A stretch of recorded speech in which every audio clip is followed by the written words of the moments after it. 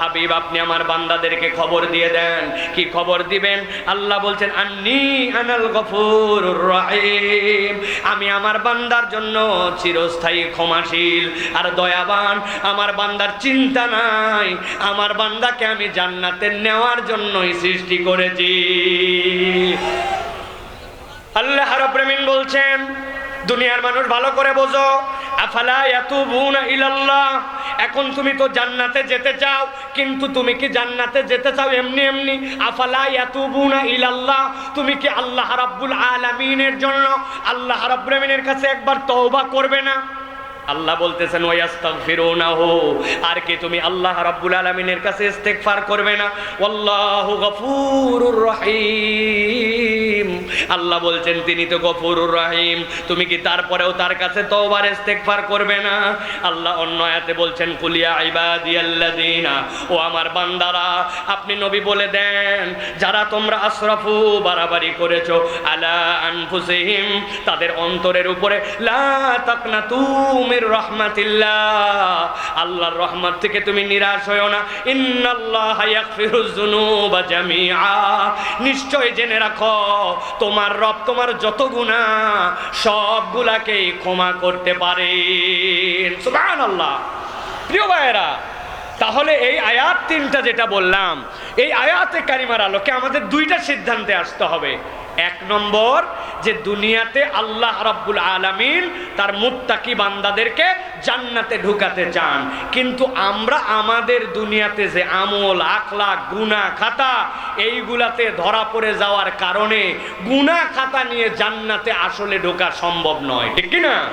তাহলে আমরা জান্নাতে যেতেও চাই, আবার আমাদের গুনাহ খাতাও আছে। তাহলে আমাদের কাজ কি? তাহলে আমাদের কাজ হচ্ছে আল্লাহর কাছ থেকে গুনাহ খাতার জন্য ক্ষমা নেওয়া, ঠিক কি না? ভালো করে এই জিনিসটা বোঝেন কিন্তু ভাই, জান্নাতে যেতে চাই, গুনাহ খাতা আমাদের আছে, তাহলে জান্নাতে যাওয়ার জন্য আমাদের কি লাগবে? আল্লাহর কাছ থেকে আমাদের ক্ষমা নেওয়া লাগবে, ঠিক তো? এ কথায় একমত তো আমরা? এখন কথা হচ্ছে জান্নাতে যাওয়ার জন্য তো আমরা ক্ষমা চাই, আল্লাহর কাছে ক্ষমা নিতে হবে, কিন্তু আমরা কি কোরআন হাদিসের আলোকে প্রকৃতার্থে জানি যে আল্লাহ রাব্বুল আলামিনের কাছে ক্ষমা পাওয়ার কোরআন সুন্নাহর আলোকে আসলে উপায় কি কি? প্রিয় ভাইয়েরা, আমি আপনাদের কাছে বলবো, দিল দিয়ে অন্তর দিয়ে এই যে কষ্ট করে বসে আছেন দীর্ঘ সময় ধরে, অন্তত এই বার্তাটি আজকে যদি আমরা নিয়ে যাই, তাহলে আপনার আমার জীবন আজকের থেকে ভিন্ন একটা রঙে রঙিন হতে পারে।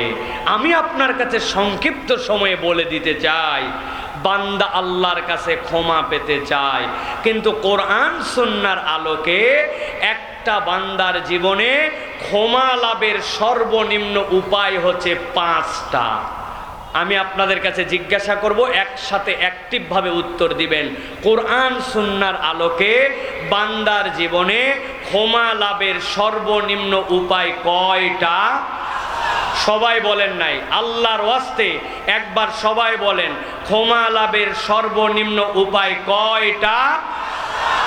হাতগুলা সব রেডি করেন। এই যে যারা চেয়ারম্যান আছেন, আপনারা মানে চেয়ারে বসে আছেন জন্য চেয়ারম্যান বলছি আপনাদেরকে, হ্যাঁ, আপনারা তো ভিআইপি মর্যাদায় আছেন, আপনারা সহ দাঁড়ানো সহ হাতগুলা সব নিচে নামাবেন।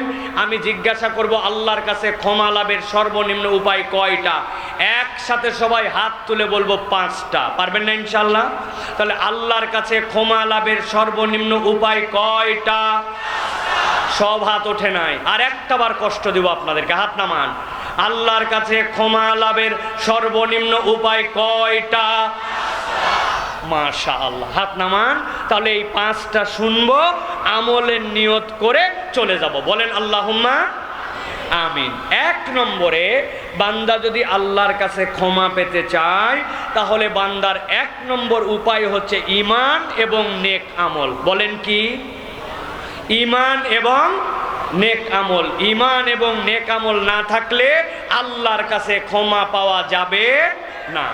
আল্লাহ রাব্বুল আমিন বলছেন, ওয়াদাল্লাহুল্লাযীনা আমানু ওয়া আমিলুস সালিহাতি মিনহুম মাগফিরাতাও ওয়া আজরান আযীমা। আল্লাহ বলছেন, দুনিয়ার মানুষ তোমরা অনেক সময় নিজেরা নিজেদের সাথে ওয়াদা করো। আপনি বাজার করতে গেছেন, আপনার বাচ্চা ফোন করে বলে দিছে আব্বা আমার জন্য একটা চিপসের প্যাকেট আনবে, আব্বা আমার জন্য একটু ললিপপ আনবে, আমার জন্য চকলেট আনবে। আপনি বলছেন ঠিক আছে নিয়ে আসবো রে বাপ।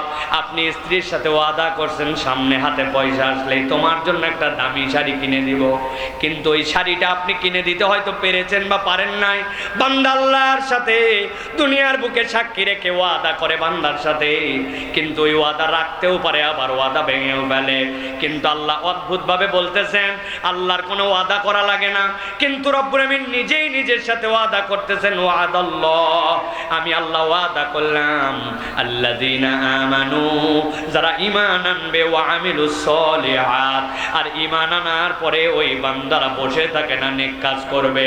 আমাদের অনেকের ধারণা নেক কাজ মানে হচ্ছে নামাজ, রোজা, হজ, যাকাত, এইটুকুই কেবল আমাদের নেক কাজ। ভালো করে জেনে রাখেন, আপনি আপনার জেহেনের মধ্যে যতদিন বেঁচে থাকবেন এটা ঢুকাই দিয়ে রাখেন। আপনি যদি পরীক্ষায় 33 পান, ওইটা আপনার জন্য যেরকম পাস মার্ক, ওইটার নিচে নেমে গেলে আপনার যেমন আর পরীক্ষায় পাস করা হয় না। আপনি যদি ফেল করে যান আপনার রেজাল্ট যেরকম আসবে না। আল্লাহর নবী বলছেন বুনিয়াল ইসলাম আলা খামসিন, ইসলামের বেনা হচ্ছে 5টা, নামাজ, রোজা, হজ, যাকাত আর আপনার ঈমান। আপনার যদি নামাজ, রোজা, হজ, যাকাত না থাকে আপনি ইসলামের মধ্যে নিজের নামই রাখতে পারবেন না, ঠিক না? তাহলে যেইটা না থাকলে আপনার ইসলামের মধ্যে নামই না থাকে, ওইটা কেবলমাত্র ভালো কাজ কেমনে হয়? আল্লাহ এই জায়গায় ওইটার কথা বলেন নাই। আল্লাহ এই জন্য বলছেন আমানু ওয়া আমিলুস সলিহাত, ঈমান আনার পরে আমার বান্দা যেন কিছু নেক কাজ করতে শুরু করে। ওই নেক কাজগুলা কি কি নবীজি ডিটেইলস বলে দিয়েছেন। আপনি আমিও যদি একটু চিন্তা করি তাহলে আপনি আমি সেইগুলাও বের করে ফেলতে পারবো। নবীজি বলছেন লিল মুমিনি আলাল মুমিনি সিত্তু খিসাল, এক মুমিনের জন্য আরেক মুমিনের কমসে কম 6টা দায়িত্ব আছে। হাঁচি পড়লে আলহামদুলিল্লাহ বলবে, এটাও একটা নেক কাজ। কেউ আলহামদুলিল্লাহ বলেছে শুনলেই আর হামুকাল্লাহ বলছেন। কেউ মারা গেছে, জানাজায় চলে গেছেন, অসুস্থ হয়েছে, আপনার কোনো স্বার্থ নাই, আপনি দেখতে চলে গেছেন। রাস্তার মধ্যে কোনো কিছু পড়ে আছে, ওইটাতে বুঝছেন মানুষের বিপদ হবে, আপনি একটু সরিয়ে দিয়েছেন। মসজিদের মধ্যে ঢুকেছেন, 5-7 মিনিট এখনো সময় আছে, বসেই যেতে পারেন, বসে যান নাই। 2 রাকাত তাহিয়াতুল ওযু পড়েছেন, 2 রাকাত দুখুলুল মসজিদ পড়েছেন। আপনি ভ্যান চালান, ভ্যান চালাতে চালাতে নিয়ম বানায় নিছেন প্রত্যেকদিন 100 বার নবীর প্রতি দরুদ পড়ব, সুবহানাল্লাহি ওয়া বিহামদিহি সুবহানাল্লাহিল আযীম 100 বার করে পড়ব, ইস্তেগফার করব। আপনার ছোট্ট ছোট্ট কাজ, কিন্তু এই কাজগুলো আপনার জন্য নেক আমল। আল্লাহ বলতেছেন নবী আপনি বলে দেন যেই বান্দারা ঈমান আনার পরে এই স্বেচ্ছায় নেক আমল করবে, আল্লাহ রাব্বুল আমিন অটোমেটিক ওই বান্দাগুলার গুনাহ খাতা মাফ করে দিবে। আল্লাহ রাব্বুল আমিন বলছেন মিনহুম মাগফিরাতাও ওয়া আজরান আযীমা, আমার বান্দাকে কেবল আমি রব্বুল আমিন ক্ষমাই করব না, আমি রব্বুল আমিন আমার বান্দাকে মাফ করার সাথে সাথে জান্নাতে যাওয়ার পরে আমার বান্দাকে আমি দিদার দিয়ে দিব, সুবহানাল্লাহ। কিন্তু আমরা নেক কাজের সাথে নাই, কত সময় এলোমেলো নষ্ট করি, কত দিকে পার করি। কিন্তু আমাদের জীবনে যদি তাকাই, আমাদের জীবনে নফল আমল, আমাদের জীবনে এক্সট্রা আমল নাই। সোমবার দিন রোজা রাখে না, মুরব্বী হয়ে গেছে এখন পর্যন্ত। বৃহস্পতিবার শীতের দিনেও রোজা রাখে না, মাসের 13, 14, 15 রোজা আছে, এই রোজাটা পর্যন্ত রাখে না। চিন্তা করছে রোজা রাখা বিরাট কঠিন কাজ, অথচ আল্লাহ বলতেছেন বান্দা তোর আমল নামায় গুনাহ খাতা ভরা, তুই না আল্লাহর কাছে মাপ পেতে চাস, আমি আল্লাহ ক্ষমা লাভের একটা উপায় বলে দিলাম। ঈমানের সাথে বান্দা যখন এই সকল উদ্বৃত্ত নেক আমল করে, আল্লাহ তার বান্দাদেরকে মাফ করে দেন, সুবহানাল্লাহ। তাহলে এখন থেকে আমরা এরকম কিছু নেক কাজ বাড়াতে পারবো বা ইনশাআল্লাহ? নিজেদের জীবনে পারবো তো ইনশাআল্লাহ? আল্লাহ যেন আমাদেরকে তৌফিক দান করেন। এটা 1 নম্বর। 2 নম্বরে আল্লাহ রাব্বুল আলামিন বলতেছেন আমার বান্দা যদি আমার কাছে ক্ষমা পেতে চায়, তাহলে আল্লাহর কাছে বান্দাকে ক্ষমা চাওয়া লাগবে। কি বলছি? আল্লাহর কাছে বান্দাকে ক্ষমা চাওয়া লাগবে। বান্দা যদি আল্লাহর কাছে ক্ষমা না চায়, রব্বুল আলামিন বান্দাকে ক্ষমা করেন না। আল্লাহ কি বলছেন শোনেন, আল্লাহ বলছেন ওমাই আমাল সুআন, তোমাদের মধ্যে কেউ যদি কোনো অপরাধ করে, আউ ইয়াজলিম নাফসাহু, অথবা যদি নিজের জীবনের উপরে জুলুম করে, সুম্মা ইস্তাগফিরিল্লাহ, অতঃপর আল্লাহর কাছে ক্ষমা চাই, ইয়াজিদিল্লাহ গফুরার রহিমা। আল্লাহ বলতেছেন, আই বান্দা, ওই রবকে সাথে সাথে সে গফুর আর রহিম হিসাবে পেয়ে যাবে। তার মানে ক্ষমা থেকে আল্লাহর কাছে নাম এন্ট্রি করাতে চাইলে, ক্ষমা প্রাপ্তদের তালিকায় অন্তর্ভুক্ত হতে চাইলে আল্লাহর কাছে ক্ষমা চাওয়া লাগবে, ঠিক কি না? বলছি তো ঠিক, কিন্তু এই জায়গায় বিরাট বড় মামলা আছে। আমরা আল্লাহর কাছে ক্ষমা হয়তো চাই, কিন্তু আমাদের ক্ষমা চাওয়াটাই একটা বেয়াদবি। অনেকের মাথায় ধরে নাই, হুজুর আমি ক্ষমা চাই, আবার আমি বেয়াদব কেমনে হলাম? আমি আপনার কাছে একটি এক্সাম্পল দেই, তাহলে আপনার মাথা পরিষ্কার হয়ে যাবে। আমরা সালাম ফিরাই, আসসালামু আলাইকুম রহমতুল্লাহ, আসসালামু আলাইকুম রহমতুল্লাহ, আল্লাহুম্মা আমিন। আচ্ছা কিনা ভাই, কি বলছেন এর মধ্যে? ইমাম সাহেব কি বলছে এর মধ্যে? রব্বানা আতিনা ফিদ দুনিয়া হাসানাতাম রব্বানা যালামনা আনফুসানা, এই তো নাকি? ইমাম সাহেব তাও এইটা বলছে হয়তো আস্তে আস্তে, কিন্তু আপনি যখন ব্যক্তিগত নামাজ পড়ছেন, আপনার সেই সময়ের অবস্থাটা একবার বিবেচনা করেন। কি বলছেন আপনি এর মধ্যে? আপনি বোঝেন নাই আপনি কি বলছেন এর মধ্যে। আপনি হয়তো বলছেন রব্বানা যালামনা আনফুসানা রব্বানা আতিনা ফিদ দুনিয়া, এরকমই বলছেন। কথা বলেন। আমি আপনাকে উদাহরণ দিয়ে বুঝাতে চাই। আল্লাহর কাছে ক্ষমা চাই, ক্ষমা চাওয়াটা স্বয়ং বেয়াদবি কেমনে? আপনি বৃদ্ধ হয়ে গেছেন, আপনার এলাকার চেয়ারম্যান সাহেবের কাছে গেছেন, একটা সার্টিফিকেট আপনার দরকার, বার্ধক্যজনিত কারণে আপনি এখন বৃদ্ধ, ওই বয়স্ক ভাতার জন্য একটা আপনার সার্টিফিকেট দরকার। আপনি চেয়ারম্যানের কাছে গেছেন, যাওয়ার পরে জিজ্ঞাসা করছেন অফিসে চেয়ারম্যান আছে, বলছে হ্যাঁ আছে, চাচা যান, এখন আপনার সিরিয়াল। চেয়ারম্যান টেবিলে বসে আছে, আপনি চেয়ারম্যানের সামনে হাজির। এই আমি আব্দুল গফফার, এলাকার মধ্যে আমার বয়স হয়েছে, কিন্তু আমার কিন্তু আর আগের মতো কাজ করতে পারেন, আমার জন্য একটা বয়স্ক সার্টিফিকেট দরকার, মেহরবানি করে আগামীকালের মধ্যে আমার একটা বয়স্ক সার্টিফিকেট ব্যবস্থা করে দেবে কিনা? আসসালামু আলাইকুম। চেয়ারম্যান বলছে এটা কে রে, পাগলাটা করতে গেছে, ধর তো ধর। আপনার ছেলের একটা চাকরি দরকার, আপনি গেছেন এমপি সাহেবের কাছে, এমপি সাহেবের সাথে দেখা করে বলতেছেন, ডাইরেক্ট দেখার পরে আসসালামু আলাইকুম রাহমাতুল্লাহ, আমার ছেলেটা কিন্তু চাকরির উপযুক্ত হয়েছে, তুমি ওর চাকরির ব্যবস্থা করে দেবে, আগামী 2-3 দিন তোমাকে সময় দিলাম, আসসালামু আলাইকুম রাহমাতুল্লাহ। এমপি বলবে ধর ধর ধর ধরে বাঁধতে ফেলো রে, বদমাইশ কোথাকার, কেমনে কি বলতে আসছে, নাকি আমারে গালাগালি করতে আসছে? কথা ঠিক কিনা? আপনি একটু বিবেচনা করে দেখেন, আপনার চেয়ারম্যান লোড নিতে পারে না, আপনার এমপি লোড নিতে পারে না, আর অত দূর কেন যাচ্ছেন? আপনি কোনো দোকানে আপনার পয়সা দিয়েও যদি জিনিস কিনেন, আর দোকানদারকে যদি হরমর হরমর করে বলেন, বলে তোমার মতো ক্রেতা আমার দরকার নাই, অন্য দোকান দেখো। দুনিয়ার মানুষ এইটাকে আদব আর বেয়াদবের মামলা নিছে, আর আপনার আমার জীবন গুনায় ভরা, ভুলে ভরা। আল্লাহ বলতেছেন বান্দা যদি আমার কাছে ক্ষমা চায় আমি মাফ করব, কিন্তু বান্দা এমন বেয়াদবের মতো ক্ষমা চায়, বান্দার ওই চাওয়াটাই স্বয়ং একটা গুনাহ। এটা কি চাইছেন আপনি আল্লাহর কাছে? রব্বুল আলামিনের কাছে আপনি রব্বানা যালামনা আনফুসানা ওয়া ইল্লাম তাগফির লানা রব্বানা আতিনা ফিদ দুনিয়া হাসানা, ওইটুক পর্যন্ত বিনয়ের সাথে বলতে পারে না। বান্দার বিপদের কোনো শেষ নাই, বান্দার চাহিদার কোনো শেষ নাই। আল্লাহর কাছে এ চাই সে চাই, কিন্তু 10 মিনিট ধরে আল্লাহর কাছে হাত তুলে দোয়া করেছে, সিজদায় পড়ে গেছে, পড়ার পরে 10 মিনিট আল্লাহর কাছে বলতেই আছে, চোখগুলা ভার হয়ে গেছে, লাল হয়ে গেছে। পুরা জীবনের 50 বছরে 10 মিনিটের দোয়া নাই, আধা ঘন্টার সিজদা নাই, ওই বান্দা গুনাহ নিয়ে নাকি আল্লাহর কাছে আবার মাপ চাই। এইটা আল্লাহর কাছে মাপ চাওয়া নয়, এটা আল্লাহর কাছে একটা বেয়াদবি, ঠিক কি না? হুজুর কতগুলা পাইছে কন্ট্রাক্টর, হুজুরের সাথে দেখা হয়েছে, হুজুর দোয়া করবেন, আমার ছেলের জন্য দোয়া করবেন, হুজুর সংসারে অশান্তি দোয়া করবেন, হুজুর টাকা পয়সা জানে একটু হয় দোয়া করবেন, হুজুর আমার বউ কথা শোনে না দোয়া করবেন, হুজুর ছেলে কথা বলার ঢংই আলাদা, হুজুরের ঠেকা পড়ে গেছে। আপনি আপনার আল্লাহর কাছে কোনোদিন বললেন না, আল্লাহ আমার 3টা ছেলে, আমার 2টা ছেলে, আমার 2টা মেয়ে, আমার একটা নাতনি, আমার একটা ছেলে পড়ালেখা করছে, আই রব তুমি দুনিয়ার কত কাউকে দিলে, আমার সন্তানটাকে দিবে না কেন আল্লাহ? আল্লাহ আমার সন্তানটাকে হেদায়েতের উপর রাখো, আল্লাহ আমার সন্তানটাকে একটা ভালো জবের ব্যবস্থা করো, আল্লাহ আমার সন্তানটাকে দিনের উপর রাখো, আল্লাহ আমার সন্তানটাকে হাফেজ বানাও, আল্লাহ আমার সন্তানটাকে ইমাম নববী বানাও, আল্লাহ আমার সন্তানটাকে তুমি ইমাম বুখারীর মতো কবুল করো। বাপ হয়ে আধা ঘন্টা সিজদায় বলে না, হাত তুলে আল্লাহর কাছে দোয়া করে না, দোয়া করাকে কন্ট্রাক্টরি বানাইছে। আল্লাহ বলছেন বান্দা আমার কাছে ক্ষমা পাইতে চাইলে বুঝ খাটা, চাওয়ার মতো চাওয়া লাগবে। ইস্তেগফার মানে কেবল হাতে গুনে গুনে আস্তাগফিরুল্লাহ আস্তাগফিরুল্লাহ আস্তাগফিরুল্লাহর নাম নয়। হাত তোলেন এখানে, হুজুর সহ আমি সহ আধা ঘন্টা একটা সিজদা দিছি জীবনে, চোখগুলা মনে হচ্ছিল বের হয়ে যাচ্ছিল আমার। হাত তোলেন।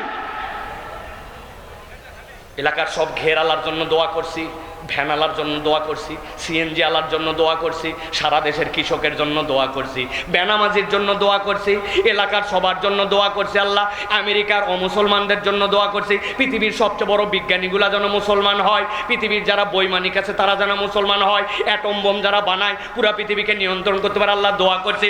ইলন মাস্কটাকে আল্লাহ হেদায়েত দিয়ে দাও, দোয়া করছেন। আমার দোয়া তো আল্লাহ খালি আমাক দে আল্লাহ তা ওইটাও ভালো করে বলতে পারে না। রাগ করতেছেন ভাই? বোঝেন বোঝেন এইটা। অতএব আল্লাহর কাছে যদি ক্ষমা পেতে চাই, আল্লাহর কাছে ক্ষমা চাওয়ার মতো চাওয়া লাগবে। রাজি আছি তো? হিসাব মিলাইন বাড়ির যাইয়া। আল্লাহ বলতেছেন নবী আপনি জানাই দেন, বান্দা যখন চাওয়ার মতো চায়, সে তার ক্ষমা চায়, কিন্তু আল্লাহ তাকে 3টা বকশিশ দান করেন। 1 নম্বরে রব্বুল আলামিন তার কঠিন বিপদ থেকে উদ্ধার করে দেন। 2 নম্বর তার দুশ্চিন্তা দূর করে দেন। 3 নম্বর বান্দার রিজিকের টানাটানি দূর করে দেন। বান্দা আল্লাহর কাছে ক্ষমা চায়, আর আল্লাহ বান্দার পেরেশানি, রিজিকের টেনশন আর দুশ্চিন্তাকে বোনাস হিসাবে আল্লাহ মাফ করে দেয়। সুবহানাল্লাহ। 3 নম্বরে বান্দা যদি আল্লাহর কাছে ক্ষমা পেতে চায়, তাহলে ওই বান্দাকে তওবা করা লাগবে। কি করা লাগবে? গুলাই ফেলছি আমরা, হুজুর ইস্তেগফার তো করলাম, এবার তওবা কি জিনিস ভালো করে মিলায় নেন। তওবার ইস্তেগফারের মধ্যে যোজন পার্থক্য আছে। তওবা মানে কি? আল্লাহ বলতেছেন ওয়া হুয়াল্লাযী ইয়াকবালুত তাওবাতা আন ইবাদিহি, আল্লাহ তার বান্দার তওবা কবুল করেন বান্দার পক্ষ থেকে। আল্লাহ নিজেই ব্যাখ্যা করেছেন তওবা মানে কি জানো নাকি? তুবু ইলাল্লাহি তাওবাতান নাসুহা। তুমি তওবা করো, নাসুহা তওবা। নাসুহা মানে কি? যারা আরবি ব্যাকরণবিদ তারা বলছেন নাসুহা শব্দটা 2টা মাদ্দা থেকে বের হয়ে আসছে। একটা হচ্ছে নাসাহাতুন আর একটা হচ্ছে নাসহাতুন। নাসাহাতুন থেকে যদি আসে তুবু ইলাল্লাহি তাওবাতান নাসাহা আই নাসুহা, ওই নাসাহা মানে বান্দা যেন আল্লাহর কাছে ফেরত আসে, যে জায়গায় ছিল না ওই জায়গাতে যেন আবার ফেরত চলে আসে। আল্লাহ বলছেন ফেরত আসা মানে কি? আগে ভুল করছি, ভবিষ্যতে করব না, এখন জায়গা মতো আসলাম আল্লাহ, এরকম ধানাই পানাই নয়, এইবারের মতো মাপ চাই নিলাম, সুযোগ পালে আবার 2 নম্বর করব। আল্লাহ বলছেন এইটা তওবা নয়, তওবা হচ্ছে ফেরত আসা। আর নাসহাতুন থেকে যদি আসে, তার মানে হচ্ছে আপনার কোনো একটা বাচ্চা হবে, আপনার কোনো একটা নাতিপুতি হবে। দেখবেন নানিরা দাদিরা সাথে সাথে কাঁথা সেলাই করে। আপনার পুরাতন লুঙ্গি, বাড়ির পুরাতন চাদর, মহিলার পুরাতন শাড়ি, 3টাকে এক করে এরপরে কাঁথা সেলাই করে। ওই 3টা যদি আলাদা আলাদা করে টানতেন ছিঁড়ে যেত পুরাতন, কিন্তু ওই বাড়ির পুরাতন লুঙ্গি, পুরাতন চাদর আর আপনার পুরাতন শাড়ি 3টা মিলাই যখন জোড়া দিয়ে কাঁথা বানাইছেন, ওই বাচ্চা 6 মাস পেশাব পায়খানা করে তারপরেও কাঁথা ছিঁড়ে না। আল্লাহ বলছেন নাসহাতুন মানে হচ্ছে তোমার ভাঙা সম্পর্ক জোড়া লাগানো। আল্লাহ বলছেন তুবু ইলাল্লাহি তাওবাতান নাসুহা, আল্লাহর সাথে তোর সম্পর্ক দূর হয়ে গিয়েছিল, এখন সম্পর্কটা আবার জোড়া লাগায় দে। আল্লাহ এই জন্য বলছেন ওয়া হুয়াল্লাযী ইয়াকবালুত তাওবাতা আন ইবাদিহি ওয়া ইয়াফু আনিস সাইয়্যাত ওয়া ইয়ালামু মা তাফআলুন। একবার যদি বান্দা তওবা করে ফেরত আসে, আল্লাহ বান্দার সব জানা গুনাহ মাফ করে দেন। সুবহানাল্লাহ। তাহলে ধানাই বানাই না, ভক্কর চক্কর না যে এখন বেকায়দায় পড়ছি আমাকে মাফ করে দেন, আর একবার সুযোগ দেন পূর্বের ভুলগুলা শুধরায় নেব, মানে যে কয়টা হুজুর মারা বাদ আছে ওইগুলাকেও সাইজ করব। তাই না ভাই? এই তওবা না? তওবা মানে জায়গা মতো ফেরত আসা। তাহলে 1 নম্বর বলেছি ঈমান এবং নেক আমল, 2 নম্বর বলেছি আল্লাহর কাছে ক্ষমা চাওয়া, 3 নম্বর বলেছি তওবা। বাকি আছে কয়টা? 2টা। ভালো করে খেয়াল করেন। 4 নম্বরে তাকওয়া অর্জন করা। কি করা? আল্লাহ রাব্বুল আমিন বলছেন ইন্নাল্লাযীনা ইয়াখশাউনা রাব্বাহুম বিল গায়ব। দুনিয়ার বুকে মানুষ যখন আল্লাহকে ভয় করে চলতে শুরু করে, ওই বান্দা যখন একবার হিসাব মিলায়, রব্বুল আমিনের সামনে আমাকে দাঁড়াতে হবে, কেউ আমাকে যেইটা দেখে না আমার রব সেইটা দেখে। আল্লাহ বলছেন ওই ভীতিটা যদি একবার বান্দার অন্তরে আসে, অদৃশ্যের প্রতি বান্দা যদি একবার ভীতি এসে যায়, আল্লাহ বলছেন লাহুম মাগফিরাতুন ওয়া আজরুন কাবীর। আমি রব্বুল আমিন আমার বান্দার ওই ভীতি আসার কারণে, ওই ভয় করার কারণে আমার বান্দাকে মাফ করে দে। আল্লাহর কাছে হাত তুলেছে, রব্বুল আমিনের কাছে সিজদায় গেছে, যাওয়ার পরে বলতেছে রব্বুল আমিন আমি ওই ছোট্টবেলায় কোন বাড়িতে একটা বড়ইয়ের গাছ বেরিয়েছিল, আমি ওই বড়ই খাওয়ার জন্য একটা ঢেল মারছিলাম, অনেকগুলা বড়ই পড়ছে, কোন বড়ই 5টা বেছে বেছে খাইছিলাম, এখন ওই গাছও নাই, মানুষও নাই, ক্ষমা যে চাইবো ওইখানে যাওয়ার উপায় নাই। কিন্তু এরকম একটা অপরাধ হয়ে গেছে যেটা আমার হয়তো স্মৃতির মধ্যেও নাই। ছোট্টবেলায় কার সাথে কোন দোকান থেকে বাকি নিয়েছিলাম ওই টাকা আমি দেই নাই, মনেও নাই, দোকানদারও নাই। কত জীবনে আমার এরকম অপরাধ আছে যার কোনো ইয়াত্তা নাই। সাইকেল 5টা বন্ধু একসাথে রাখছিল স্কুলে, একজন শয়তানি করে পেরেক ঢুকায় দিয়ে একজনের টায়ার থেকে হাওয়া বের করে দিয়েছিল, কেউ দেখে নাই, জানেও নাই, ওই ছেলে বিপদে পড়ছিল। কিন্তু আমার যেটা একটা অপরাধ ছিল এটা আমার মনেও নাই। আল্লাহ বলতেছেন বান্দা এইগুলা কথা মনে করে করে যখন বলে ওয়া ইন্নাসিনা আও আখতানা রব্বানা ওয়ালা তাহমিল আলাইনা ইসরান কামা হামালতাহু আলাল্লাযিনা মিন ক্বাবলিনা, আল্লাহ তুমি আমার প্রতি এমন বোঝা চাপায়ো না, আমার জানা গুনাহগুলা তুমি ধরো না, আমার অজানা গুনার জন্য ধরো না। আর ভাবতেছে আল্লাহর সামনে দাঁড়ালে সব তো আমল নামায় চলে আসবে। ওই বান্দা আল্লাহকে ভয় করে 1 ফোঁটা চোখে পানি আসতে দেরি নাই, রব্বুল আলামিন বান্দার গুনাহ খাতাগুলা মাফ করে দেয়, গুনাহ মাফ হয়ে যাবে। কিন্তু একটা শর্ত আছে, জনগণের হক যদি মাইরে খান, এই গুনার কোন রকম জনগণের থেকে মাপ না নিলে, বান্দার থেকে মাপ না নিলে আপনার মাপ হবে না। দেশের টাকা বিদেশে পাচার করে দিলেন, ব্যাংক হাওয়া করে দিলেন, দেশের মানুষকে মিথ্যা মামলায় ফাঁসায় দিলেন, আর টপ করে দেশ থেকে বার হয়ে যায়, মনে করছেন বাবা বাবা বাবা জম্মের বাসা বাইসে গেলাম। আপনি বাঁচেন নাই, কেবল ফাঁসা শুরু, ঠিক কিনা? অতএব বান্দার হক বান্দাকে ফেরত দিতে হবে। ঠিক তো জোরে বলতেছেন। বইয়ের মোহরানা এখনো আদায় করেন নাই, সন্তানের সম্পদ ঠিক মতো ছেলে মেয়ের মধ্যে বন্টন করেন নাই, কবে বাপ মরছে বোনের জমি এখনো দেন নাই, হাজী সাহেব এই সব বড় দাড়ি নিয়ে ঠিক বলতেছে, আছে কি না? সব হিসাব বরাবর করেন, হিসাব বরাবর করেন সব, আল্লাহর কাছে যায় কোনো কিচ্ছু এগুলা কুলাবে না। অতএব বান্দার হক এখান থেকে কখনো আপনি তওবা পাবেন না বান্দার হক আদায় না করলে। এই জন্য প্রিয় ভাইয়ের আল্লাহকে ভয় করতে হবে, আল্লাহর কাছে ক্ষমা পাওয়ার জন্য। সর্বশেষ যেটা বলবো, বান্দা যদি আল্লাহর কাছ থেকে ক্ষমা পেতে চায় তাহলে বান্দাকে আল্লাহর জন্য দান খয়রাত করা লাগবে। কি করা লাগবে? দান খয়রাত না করলে আল্লাহ রাব্বুল আমিনের কাছ থেকে আপনি ক্ষমা পাবেন না। আল্লাহ কুনজুস বান্দাকে পছন্দ করেন না। আস-সাখিয়্যু হাবিবুল্লাহ, যেই ব্যক্তিরা দান করে আল্লাহ রাব্বুল আমিন তাদেরকে পছন্দ করেন। মুসলমানের থেকে বেশি কঞ্জুস এখন আর কোন জাতি আছে কিনা আল্লাহ জানে। বলবেন হুজুর এত বড় কথা বললেন। আপনাদের এলাকায় পরীক্ষা দিলাম, যেই মসজিদে আপনি জুমার নামাজ পড়েন মুসল্লি কয়জন গত জুমায়? 200 জন হোক, 400 জন হোক, আমি আপনাকে হিসাব নিতে বলবো ইমাম সাহেবদের, এখন সময় নাই জন্য বললাম না। 400 জন মুসল্লি এক জুমাতে, 300 জন মুসল্লি জুমাতে, জুমার কৌটার কালেকশন হয়েছে 500 টাকা। কথা বলেন আছে কিনা? কি ব্যাপার? জুমার কৌটার 500 টাকা হলো কেন? মুসল্লি তো কমসে কম 20টা টাকা দিয়ে মসজিদে শরীক হতে পারে। আমি স্টুডেন্ট, আমার টাকা নাই, আমি দিতে পারি না, এই সকল ভক্কর চক্কর কথা বলে।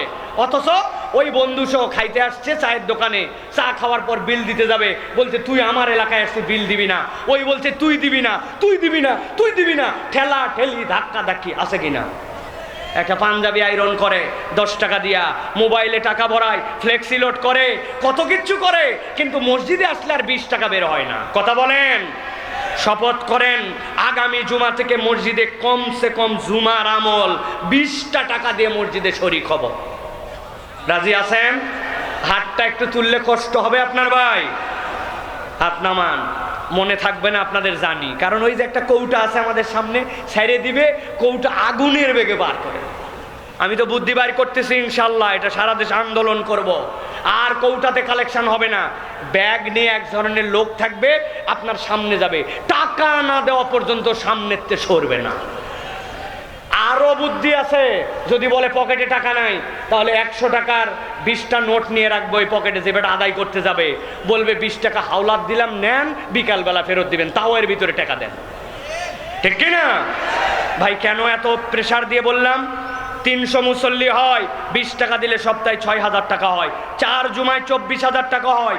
200 মুসল্লি হয়, 20 টাকা করে দিলে 4000 হয়, 4 জুমায় 16,000 টাকা হয়। মসজিদের ইমামের বেতন 5,500 6,000 টাকা। ঢাকার বুয়ার থেকে বেতন কম, অথচ মসজিদ অন্যের দিকে মুখাপেক্ষী। আমরা কন্ট্রিবিউট করলে মসজিদগুলো কারো দিকে মুখাপেক্ষী হতো না। ঠিক কিনা? এই যে ঠিক জোরে বলছেন, কিন্তু আগামী জুমাতে আপনার মনে থাকবে না, বলবে হুজুর নতুন জামা পরে গেছিলাম তো, ওই জন্য পকেটে টাকা ছিল না।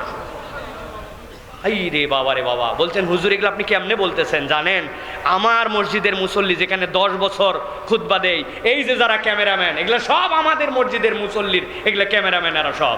এরা তাছাড়া জীবনে এত দূরে এই জায়গায় আসতো না, এদের আসা যাওয়ার খরচ 2-3 হাজার টাকা। এগুলো সব ঢাকার লোকজন, এরা সব, এরা জানে। মসজিদে টাকা গুনছে, টাকা গুনে আমার মসজিদের মুয়াজ্জিন এসে বলছে হুজুর আজকে 57টা 1 টাকা দামের কয়েন। আমি বললাম অনেক লোক আছে 1 টাকার 20টা কয়েন নিয়ে ফেলছে বেটা। বলছে হুজুর আন্দাজি বুঝ দিয়েন না, দেশের লোক এত পাগল হয় নাই যে 1 টাকার 20টা কয়েন নিয়ে আসবে। এখনো 1 টাকা দেওয়া মুসল্লি আছে, আছে কি না? আমাদের পকেটে টাকা বের হয় না। প্রিয় ভাইরা, আল্লাহর কাছে ক্ষমা পেতে চাইলে দান খয়রাত করতে হবে। রাজি আছেন? শেষ একটা কথা বলে শেষ করে দিব, সারা জীবন এই কথাটা বুকে লালন করে চলবেন। এক বড় লোক বাড়ির থেকে বেরিয়ে আসছে, এক গরিব ছেলে, এতিম ছেলে এসে তার কাছে বলছে মুরব্বি কয়টা টাকা দেন। ওই লোকটা দানশীল মানুষ, পকেটে হাত দিছে, আরে মানি ব্যাগ ভুলে আসছি তো।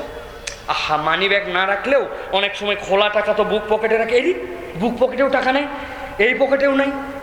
ওই লোক পুরা বিব্রত হয়ে গেছে, কোটে দেখি তো হাই মানি ব্যাগও আনি নাই, কোনো জায়গায় টাকাও নাই। লজ্জায় পড়ে ওই বাচ্চাটার গায়ে হাত দিয়ে বলতেছে বাবা আজকে টাকা আনতে ভুলে গেছি বাপ, মানি ব্যাগটা আনি নাই রে বাপ, খুব দেওয়ার ইচ্ছা ছিল কিন্তু মানি ব্যাগ আনতে মনে নাই, তুই মনে কষ্ট নিস না, ইনশাল্লাহ এর পরের দিন দেখা হলে তোকে কিন্তু টাকা দিব বাপ, তুই আরো অন্য জায়গার থেকে আজকে পেয়ে যাবি, দোয়া করতেছি। যে এই কথা বলছে সাথে সাথে ওই ছেলে ওই মুরব্বির দিক তাকায় বলছে আল্লাহ, যেই মুরব্বী আজকে মানি ব্যাগ নিয়ে না আসছে, আল্লাহ ওই মুরব্বীকে তুমি বারবার মানি ব্যাগ ছাড়া বাহিরে বের করো। এই দোয়া শুনে মুরব্বী লজ্জায় বলতেছে এই বাপে সত্যি সত্যি তুমি মানি ব্যাগ ছাড়া আসছি রে ভাই, একদিন তোকে দিতে পারলাম না, বললাম তোকে পরে দিব, তুই এইরকম একটা দোয়া করলি যে আল্লাহ এই মুরব্বী বারবার তুমি মানি ব্যাগ ছাড়া আনবে, এটা একটা দোয়া হলো।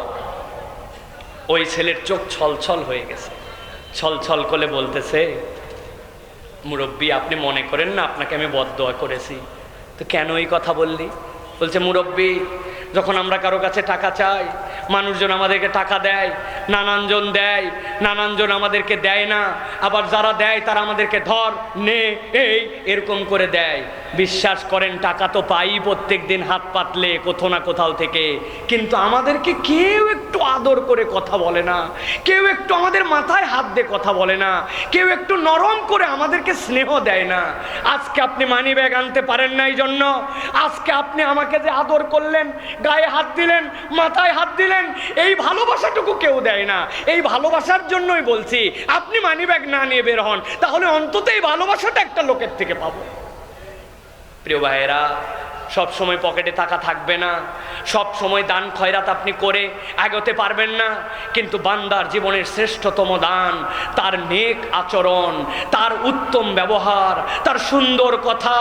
আল্লাহ নবী বলছেন আল কালিমাতু তাইয়্যিবাতু সাদাকা, তোমার একটা উত্তম কথাও তোমার জন্য সাদাকা হবে, আর তোমার এই সাদাকা যদি একটা কবুল হয় জান্নাতে যাওয়ার কারণ হবে। ও ভাই, আসেন না আমরা একটু সুন্দর কথারও দানের ব্যবহার করি, মানুষের সাথে সুন্দর আচরণ করি, যারা অসহায় তাদের গা হাত বুলায় দেই, আমার সামর্থ্য না থাকলে অন্তত তার পক্ষে একটু দাঁড়াই, যে অসহায় তার পক্ষে একটু আমার ভয়েসটা রেজ করি, এটাও আল্লাহর কাছে একটা দান হিসাবে বিবেচিত হবে। আল্লাহ এই দান কবুল করে আপনার আমার জীবনের গুনাহ খাতা মাফ করে দিবেন। এটা আমার কথা নয়, এটা নবী করিম সাল্লাল্লাহু আলাইহি ওয়াসাল্লামের কথা। তাহলে আমার কথা শেষ, আমি আবার সামারি করে দেই। 2 পর্বে আপনাদের কথা বলেছি। প্রথম পর্বে বলেছি জাহেলি যুগ এবং ওই যুগের পরিবর্তনে আল্লাহ রাব্বুল আলামিন কুরআনুল কারীমকে নূর বলেছেন। অতএব বিশ্ব পরিবর্তন করতে চাইলে কোরআনের আদর্শ, কোরআনের সমাজ, কোরআনের সংবিধান, কোরআনের দেশ, কোরআনের পক্ষের লোক লাগবে, ঠিক কি না? আর 2 নম্বর বলেছি যে আল্লাহর বান্দা হিসেবে আমরা গুনাহ খাতা নিয়ে আসি, ওই গুনাহ খাতা মাফ পাওয়ার জন্য কমসে কম 5টা উপায় অবলম্বন করতে হবে, ঈমান এবং নেক আমল। 2 নম্বরে বলেছি আল্লাহর কাছে ক্ষমা চাওয়া, 3 নম্বরে বলেছি তওবা, 4 নম্বরে বলেছি তাকওয়া বা আল্লাহ ভীতি, 5 নম্বরে বলেছি দান সাদাকা। এইটার যদি সমন্বয় হয়, সমাজের অসভ্যতা, উচ্ছৃঙ্খলতা, সমাজের মধ্যে অনাচার, সমাজের মধ্যে যেই সকল আমাদের অসঙ্গতি, এইগুলো আল্লাহ রাব্বুল আলামিন দূর করে দিবেন। বলেন আল্লাহুম্মা আমিন। হাদা মা ইনদি ওয়াল ইলমু ইনদাল্লাহ। সুবহানাকাল্লাহুম্মা ওয়া বিহামদিকা আশহাদু আল্লা ইলাহা ইল্লা আনতা আস্তাগফিরুকা ওয়া আতুবু ইলাইক। আলহামদুলিল্লাহ।